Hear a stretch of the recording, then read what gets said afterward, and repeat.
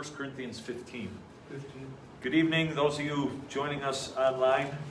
At 7 o'clock, we have been talking, but just not allowing you to listen. While I'm thinking of it, I kind of listened to last week's a little bit. If you have a question, I need to repeat the question so that the people out there can hear the question and then proceed to attempt to answer it, because I kind of listen to it as like, okay, I'm rambling on and people are like, they don't know what the question was. And so if I ask you to repeat the question, it's so I can repeat the question, if that makes sense. So we're talking about end times, timing of the rapture, and we briefly looked at what the rapture is last week. I'm not going to revisit that, but the rapture is what we call imminent, and what we mean by that is for those of us that believe in a pre-tribulation rapture, imminent means it could happen at any time. It could happen tonight. It could happen right now. And there's different reasons. There's things that point to that. In 1 Corinthians 15, 51, Paul says, "Behold, I show you a mystery."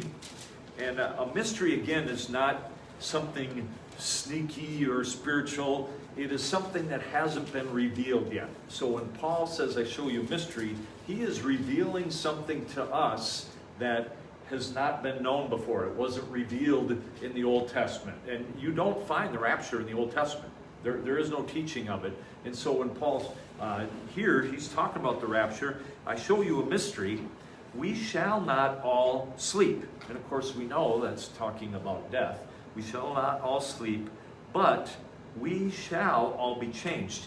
And you notice Paul is including him as a possible person to go through this.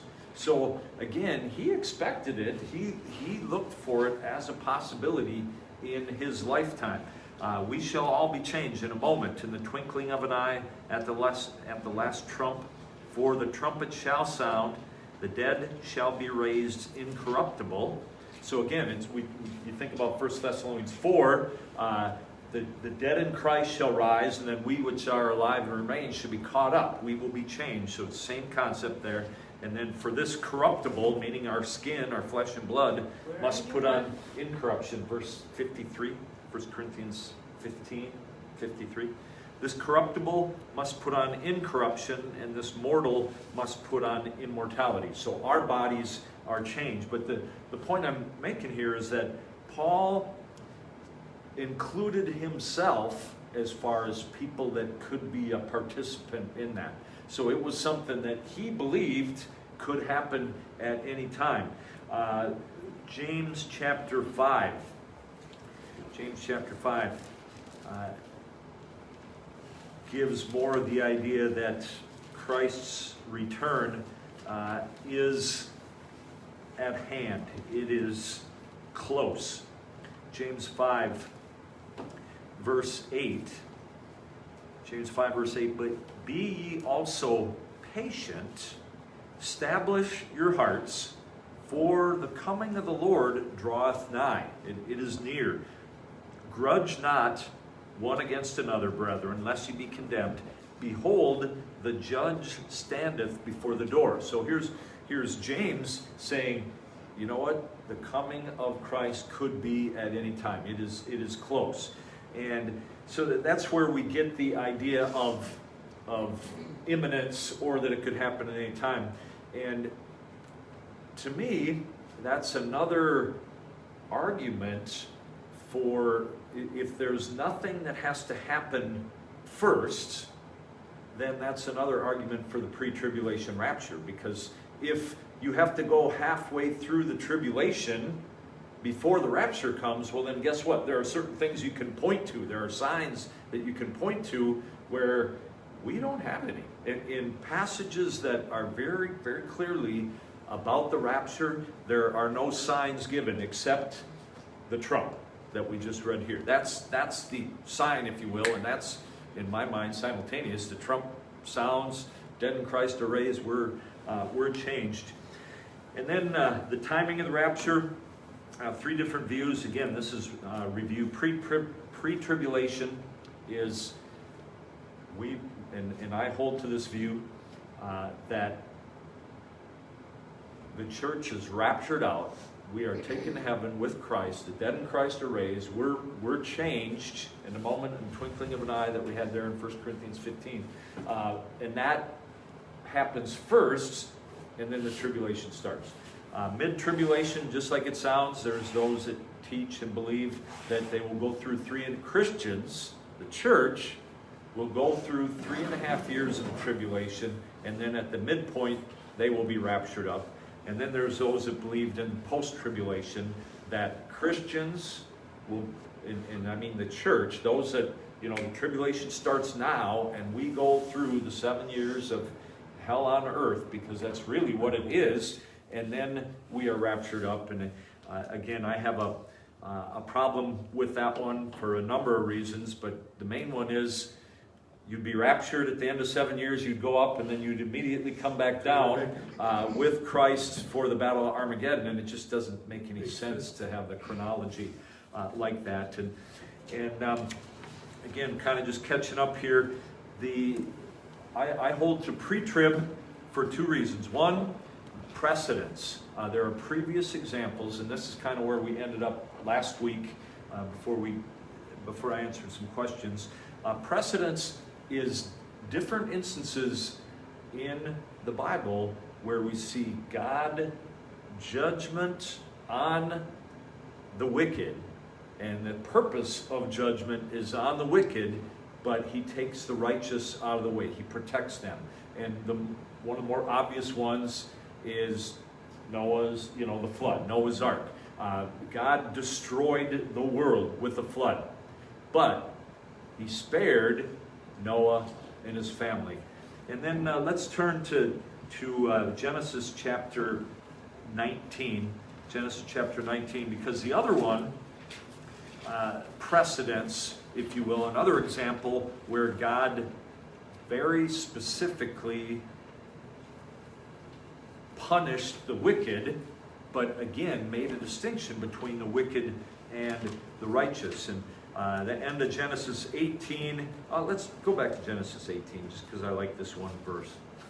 You're familiar with Abraham arguing, if I can use that word, arguing with the Lord. And are you going to destroy Sodom if there's 50, 40, so on? But I love verse 25. He says, Abraham says this, "That be far from thee to do after this manner, to slay the righteous with the wicked, and that the righteous should be as the wicked, that be far from thee. Shall not the judge of all the earth do right?" And so Abraham's God, it would be not godlike for you to treat the righteous people the same way you treat the wicked. I mean, you can't really get anything else out of that verse. And then flip over chapter 19. Chapter 19, Genesis 19. Maybe you remember Lot, verse 18. Lot said unto them, the angel said, "We got to leave." "Oh, not so, my Lord." Verse 19, "Behold, now thy servant hath found grace in thy sight, and thou hast magnified thy mercy. I cannot escape to the mountain." Verse 20, "Behold, now this city is near to flee unto, and it is a little one. Oh, let me escape thither. Is it not a little one? My soul shall live." So he's arguing with the angel about, I don't want to go up in the mountains. I just, let me go over this little town, And he said unto him, verse 21, "See, I have accepted thee concerning this thing also, that I will not overthrow this city for the which thou hast spoken." And then verse 22, "Haste thee, escape thither." So here's the angels with Lot, wife, 2 daughters.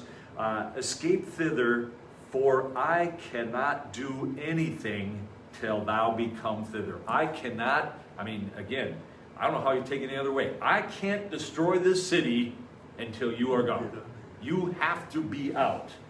And it's interesting that the New Testament brings up these 2 accounts of not treating the righteous the same as the wicked. Let's go to 2 Peter chapter 2.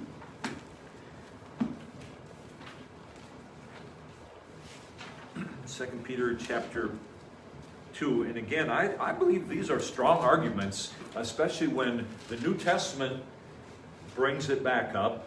And especially you'll see here verse 9 in a minute. But 2 Peter chapter 2, verse 4. For if God spared not the angels that sinned, but cast them down to hell, and delivered them into chains of darkness, to be reserved unto judgment, and spared not the old world, but saved Noah, the eighth person, a preacher of righteousness, bringing in the flood upon the world of the ungodly. So he brought in a flood on the ungodly, but he spared righteous Noah. Verse 6, and turning the cities of Sodom and Gomorrah into ashes, condemned them with an overflow, making them an example unto those that after should live ungodly. Wow, if we could get that message out in society right now. It was destroyed for that sin, and it is supposed to be a message to the ungodly. And then notice, and delivered just Lot, vexed with the filthy conversation of the wicked, for that righteous man, dwelling among them, in seeing and hearing, vexed his righteous soul from day to day with their unlawful deeds. So we have these two examples. Noah spared from punishment of the ungodly with the flood. Lot spared punishment of the ungodly in fire on Sodom and Gomorrah. And then it comes to verse 9, the Lord knoweth how to deliver the godly out of temptations. And the temptation is not, oh, you're tempted to eat chocolate. Okay, it's the trial, it's the punishment. The Lord knoweth how to deliver godly out of temptations, and to reserve the unjust unto the day of judgment to be punished. So very distinctly, Peter says God judged the ungodly, but spared the righteous. And I believe that's we see the picture in the Old Testament. Peter uses it to say God knows how to deliver the godly out of this kind of stuff, out of the same punishment. Then, maybe you're familiar with this, possibly not. Luke chapter 17. Jesus makes the same mention of these two things. Luke chapter 17. Luke 17, verse 26. And you'll recognize the verses, but I think maybe you'll look at them a little bit differently. Luke 17, verse 26, and as it was in the days of Noah, so shall it be also in the days of the Son of Man. They did eat, they drank, they married wives, they were given in marriage, until the day that Noah entered into the ark, and the flood came and destroyed them all. So we often use these couple of verses to emphasize that people will be just going about their own thing, and where judgment comes unexpectedly on them. They're going about their business, and then boom, it happens. Verse 28, likewise, also as it was in the days of Lot. They did eat, they drank, they bought, they sold, they planted, they built it. So again, it kind of uses the same terminology. They're going about their daily life, not realizing judgment is coming. But verse 29, but the same day that Lot went out of Sodom, it rained fire and brimstone from heaven and destroyed them all. But it's interesting, as I looked at this a little bit more, end of verse 27, the flood came and destroyed them all. End of verse 29, rained fire from brimstone from heaven and destroyed them all. There's destruction. But Jesus also points out Noah entered into the ark first. Then the destruction came. Lot, verse 29, same day Lot went out of Sodom. went out of Sodom first. So I think the emphasis is still, because of how it's mentioned, that people are not going to believe judgment is coming, and they're not going to be expecting, and I mean, Noah, 120 years building the ark, and I mean, people were warned, and people knew, and my wife and I have been to the ark.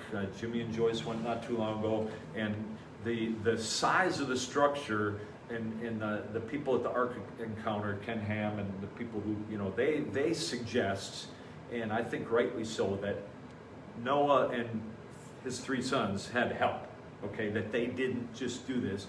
So imagine people helping build an ark, but not believing why it was being built, and not and well, they had never seen rain. It had never rained, because and sometimes we forget about that. There was basically, at that time, there was a greenhouse effect over the earth, and there was like a mist every day. So it wasn't a full-fledged kind of rain. It was a mist that kept everything really nice. I mean, green, and then with the greenhouse effect, things grew large, and rain is like, what are you talking about? But still, unsuspecting of judgment, actually not believing in judgment, and yet, I think we can see Jesus doing here the same thing that Peter did. Maybe the emphasis isn't that, but it's still plain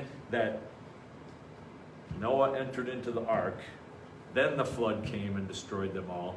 Lot got out of Sodom, then the fire came and destroyed them all. So I think precedence is a good argument, but even a better argument than precedence. Looking at an example,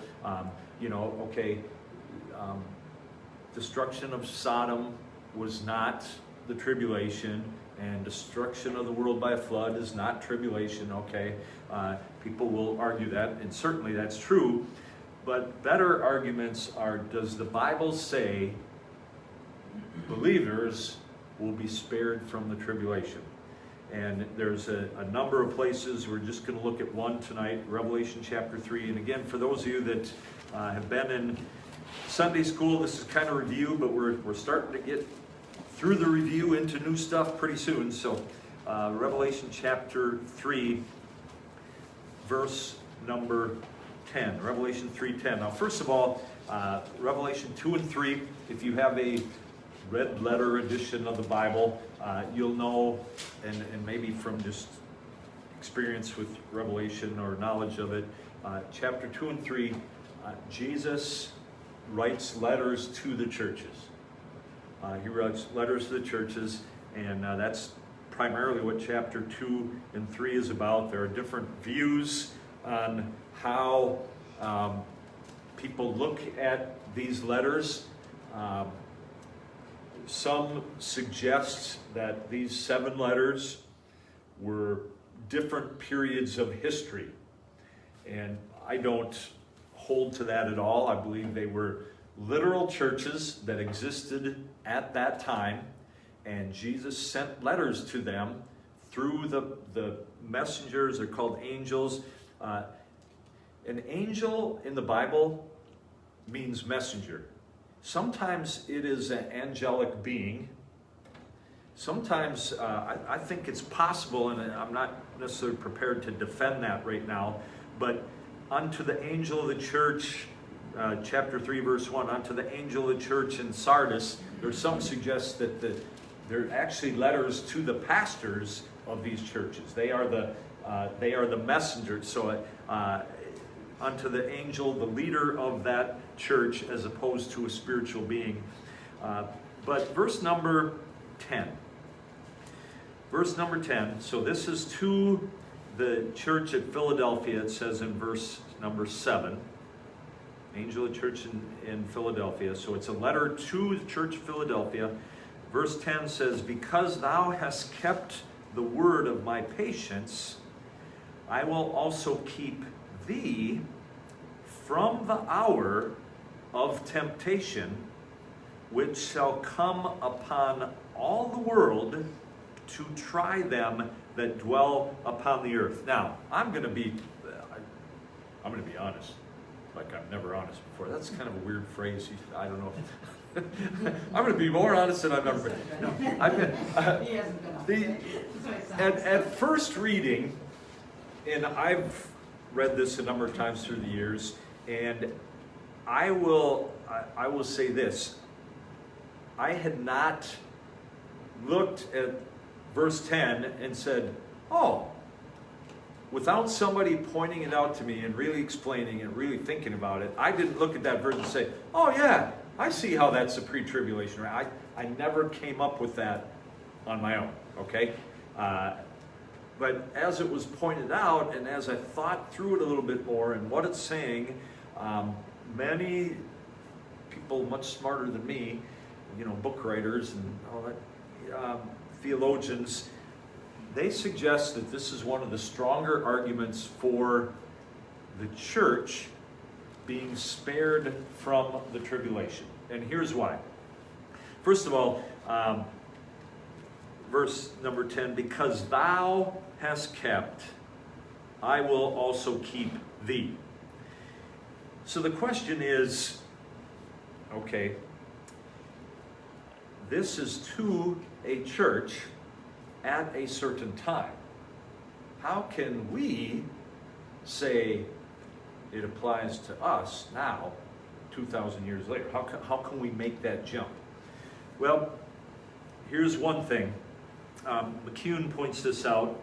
The number 7. Seven churches. 7 is oftentimes symbolic in the Bible, and it's symbolic and representative, okay? So if you took these were literal churches in these particular cities at this time, but they were, one that we're familiar with, thou hast left thy first love. We know about that. Well, that was not the only church where if Christ wrote to them, they would say, you have left your first love. There were probably, 7 other churches or 10 other churches or whatever. And then this other church had a name that you were alive, but they were dead. And so the churches were actual churches in actual cities, gathering like we do, but they also represented similar churches, okay? They were representative. And then the other thing, look at chapter 3, verse 6. He that hath an ear, let him hear what the Spirit saith unto the churches. Verse 13. He that hath an ear, let him hear what the Spirit saith unto the churches. So the argument here is there were letters to 7 churches, but don't just listen to the letter that came to your church. He that hath an ear, you listen. The Holy Spirit wrote letters to 6 other churches than the one you're sitting in. If you have he that hath an ear, you need to listen what the Spirit says to all the other churches. So the message was, if the Church of Philadelphia got this, they were also supposed to know what was said to the other churches. He that hath an ear. And by virtue of the fact that God saw fit to put those letters in the Bible, the saying still holds. He that has an ear, hear what the Spirit says unto the churches. So we should read and try to understand and take to heart what Jesus said to each one of these 7 churches. So we can, based on that, we can say, okay, God, because He included it, it is also meant for us. It's meant for us. And so Jesus says, because you have kept the word of my patience, I will keep thee, I will keep you. And then notice, from the hour of temptation. Again, the temptation there is not, oh, I really want to have some chocolate or some ice cream when I get home. It's an hour of testing. The hour of testing which shall come upon all the world. So there's going to be a time, there's going to be an hour, a set time, of testing, of trial, I'll say of tribulation, that's going to come upon the whole world to try them that dwell upon the earth. The hour of temptation, the hour of testing. And there's the argument, it gets, if you get into the Greek, it's, okay, are they, people argue, well, they go through it, but they're protected in it, and then there's an argument about the Greek and the ek and what it means and that kind of thing. But the point is to be kept from a certain point. And notice the hour. It was a specific hour. You know, if I said to you, I know this is pushing your memory a little bit, but what did you do on the 4th? You would know I was referring to the 4th of what? 4th of July. You, not the 4th of August, 10 days ago. You knew I would, because that is how it is the 4th. It is a specific, it is a definite, they call that the definite article. And that's what's being used here. The hour. There is a set time that is coming upon the earth. It's going to challenge, it's coming on the whole world, and it's going to try everyone in the world. And so that's kind of the big picture explanation as to why many scholars will say, Jesus is telling them, I'm going to keep you out of that thing that is coming. And they use that as an argument for the against Christians going through the tribulation. We're not going to go on. We're going to end with that one. Go to a different one next time. But question? Is that why he repeated himself 3 times? 6, 13, and 22? He actually did it at the end of each letter. In all 7 letters. So he did it 7 times. 7 yep. times. He said, he that hath an He did ear. it 3 times Let him, here. Yep. In chapter 3. Chapter 2 verse 7, 2:11, 2:29, 3:6, 3:13. That's he only did a 5. lot. So there must be, I believe each letter he said, he that hath an ear, let him hear what the Spirit says. So you should know what is said to each church. Another interesting thing with Revelation while we're there, and this is just a quick one, I'm not going to prove this, but Revelation chapter 2 and 3, letters to the churches, there is no mention of the church again till chapter 19. 4 through 18 is all about the tribulation, and there is no mention of the church.